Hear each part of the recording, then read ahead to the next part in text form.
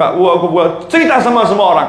Aku suka sama itu, aku suka sama itu, aku suka sama itu. Sampai akhirnya dapat satu. Aku juga sama suka. Yang tadinya belum suka, akhirnya mulai dengerin, akhirnya ikut suka. Urusannya sepak bola. Sepak bola. Kamu dikenalkan oleh Allah Subhanahu wa taala dengan Syekh Abdul Qadir Al-Jilani, Al-Habib Ali bin Muhammad bin Husain Al-Habsyi, Al-Habib Abdurrahman bin Muhammad Al-Idrus Tukupaluk. Betul. Dikenalkan.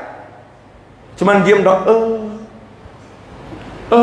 Terus ngaku anak pecintanya. Palsu. Pecinta itu yang berusaha orang lain juga jatuh cinta pada yang dicintai. Itu pecinta. Pecinta Nabi Muhammad SAW akan ngajak orang untuk cinta pada Nabi Muhammad SAW. Pecinta para aulia akan ngajak orang untuk cinta para aulia radhiyallahu taala anhum ajmain. Itu namanya pecinta. Makanya orang yang jatuh cinta dimanapun dia akan menyebutkan kekasihnya. Misalnya jatuh cinta sama makan bakso. Duduk sama orang cerita, warung bakso itu enak, warung bakso itu enak, warung bakso itu enak, warung bakso itu enak, warung bakso itu enak, warung bakso itu enak, gede bakso itu enak, gede bakso itu luar biasa, gede bakso itu luar biasa. Padahal dia serupiah pun tidak dibayar sama yang punya gede. Betul. Tapi semangatnya Masya Allah ngajak orang ke sana makan bakso. Kalau perlu satu kotak makan baksonya di sana. Padahal nggak dibayar. Nah kalau kita ngajak cinta wali, ngajak cinta orang soleh, dibayar nggak? Dibayar. Bayarannya apa? Anta ma'aman ahbabta. Sholat cuman yang fardu, puasa cuman yang fardu. Tiba-tiba jannahnya jannah sholat sunnah ada, jannah puasa sunnah ada, jannahnya luar biasa. Nanya ini orang, kamu kok dapat? Padahal sholatmu biasa. Maaf bro, saya punya tiket khusus. Apa? Tiket mahabbah. Tiket mahabbah. Maka saya akan ngomong sama orang-orang yang cinta sama saya. Yuk, kamu ikut saya. Saya ada satu cerita untuk menutup apa yang saya sampaikan di malam hari ini. Itu tadi yang disampaikan dua Habib sebelum saya, itu luar biasa. Habib Ali saya belum dengar, nanti saya lihat di YouTube coba. Pasti juga luar biasa kan ya. Cuman kan saya nggak boleh ngomong luar biasa, kelihatan bohongnya nanti. Denger enggak ngomong luar biasa, ya itu namanya bohong. Tapi ya insya Allah pasti indah, indah, dan insya Allah juga luar biasa. Tapi kalau beliau berdua saya dengar luar biasa, ya luar biasa. Al Habib Ali bin Husain Al-Attas, Bungur, Indonesia. Habib Ali bin Husain Al-Attas di masanya, ya di masanya 40 tahun, 50 tahun, 60 tahun yang lalu. Ziarah ke makam Sunan Gunung Jati di Cirebon. Cerita ini saya dengar langsung dari yang ikut ziarah, Habib Tahir Al-Hamid, Surabaya, muridnya Habib Ali bin Husain Al-Attas. Ketika saya silaturahim ke sana mau cari barokah, dikasih cerita novel. Ini naskah asli kita beliau ada semasa ini ditunjukkan. Ini tulisan awalnya ini novel. Saya lagi duduk di Surabaya, tiba-tiba dapat telegram. Dulu kan belum ada telepon, halo, ada telegram itu ya, tek. Dapat telegram dari Habib Ali bin Husain Al-Attas. Berangkat sekarang juga ke Jakarta, ikut ziarah ke Cirebon, karena Rasulullah SAW akan hadir di ziarah tersebut. Saya jawab telegramnya, Habib, kalau kesana langsung gak bisa waktunya, tapi kalau langsung ke Cirebon gimana? Kalau ke Cirebon masih pas nanti waktunya, sampai jamnya ziarah tadi. Boleh langsung saja ke Cirebon. Berangkat Habib Tahir ke Cirebon, Habib Ali sama rombongan berangkat ke Cirebon. Belum ada tol, belum ada jalan yang seperti sekarang. Saya nggak tahu transportasinya waktu itu apa ya. Wallahu alam, dokar banyaknya itu ya. Naik dokar. Subhanallah. Ketika mau ziarah Sunan Gunung Jati, itu ada peraturan di makam Sunan Gunung Jati. Dulu ya, di masa itu yang saya tahu, kalau nasabnya bukan Habib, nggak boleh masuk ke dalam makam. Harus di luar. Itu makam Sunan Gunung Jati.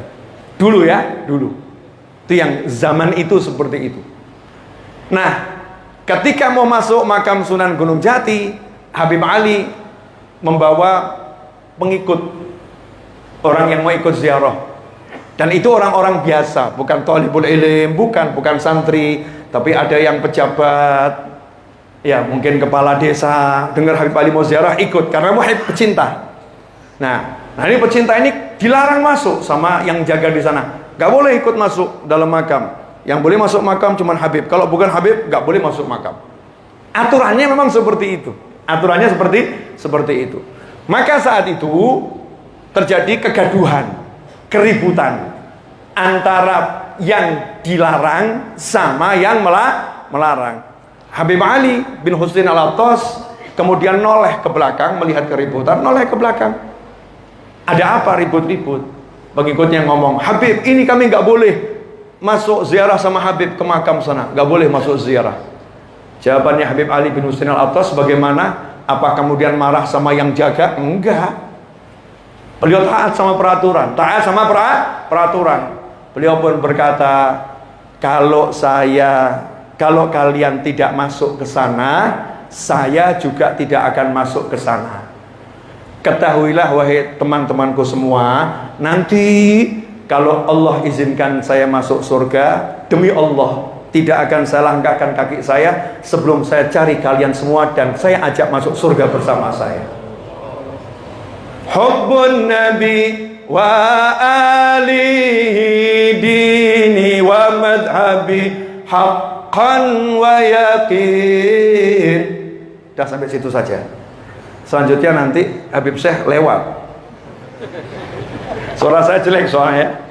Hubbun Nabi wa alihi dini wa madhabi haqqan wa yakin narju bihim husnal khitam. Cinta Nabi dan keluarganya itu cara hidupku. Mencintai Nabi, keluarga Nabi, penerus keluarga Nabi, para ulama, para aulia, para guru, para kiai, para habaib. Itu jalan hidupku. Narju bihim husnal khitam. Harapannya nanti kalau cinta sama mereka nanti dapat husnul khatimah. Ada yang nanya, mana dalilnya? Masih ada yang nanya, mana dalilnya? Sama Habib Suhaimi saya disuruh nerangkan dalilnya ini. Satu aja cukup ya. Tadi di awal sudah udhkuru mahasina mautakum. Satu. Nanti cek. Ya, ngapain saya sebutkan kitab-kitabnya? Mau dalil ya belajar dikit. Ya belajar dikit. Dalam tafsir disebutkan. Ada satu orang dari orang-orang yang soleh melakukan perjalanan di zaman nabi-nabi yang terdahulu. Mohon maaf ya, ini yang cerita bukan saya. Ini cerita langsung dari Nabi Muhammad SAW.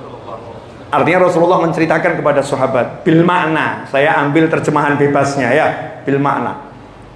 Ada satu orang soleh melakukan perjalanan menuju suatu kota. Di tengah perjalanan, karena bekal airnya habis, orang soleh tadi pingsan. Kalau tidak diberi air akan hilang nyawanya, akan meninggal dunia. Saat itu lewat ahli maksiat paling hebat di zaman itu, preman nomor 1, gangster yang terhebat di zaman itu. Lewat, lihat ada orang pingsan, dilihat, kenal ini premannya, orang yang buruk perangnya ini kenal. Ini hebatnya ya, orang yang ahli maksiat bisa kenal orang soleh. Nah kita ini yang ahli taat kok gak kenal ya. Ini ahli maksiat kenal, ini kan walinya, ini orang soleh ini yang terkapar. Kalau tidak saya tolong, maka kejahatan terbesar saya adalah membiarkan orang soleh mati. Masya Allah. Preman tapi hatinya model begini. Punya cinta sama orang soleh. Kalau tidak saya tolong, berarti kejahatan terbesar saya bukan zina, bukan mabuk, bukan judi. Itu besar, tapi bukan itu. Membiarkan orang soleh mati